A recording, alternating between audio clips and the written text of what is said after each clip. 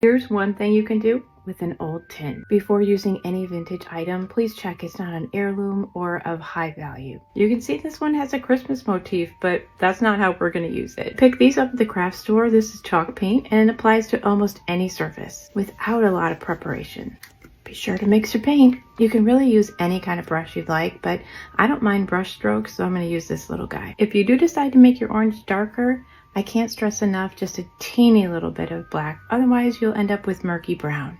I was going for pumpkin spice. Then you start painting. Depending on the surface you're painting on, you're probably going to need 2 coats. So aim for the first coat to be super light and very even. Brush off any little areas of extra paint, and don't worry that it looks bad because after the first coat, it probably will.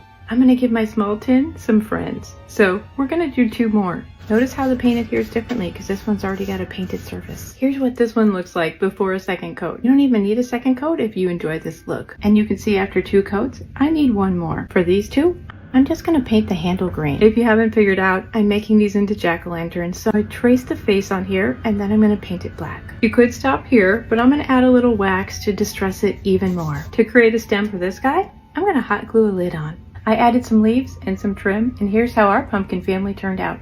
I can't wait to find a place for them. Also, these are going to look great at our first photo booth event.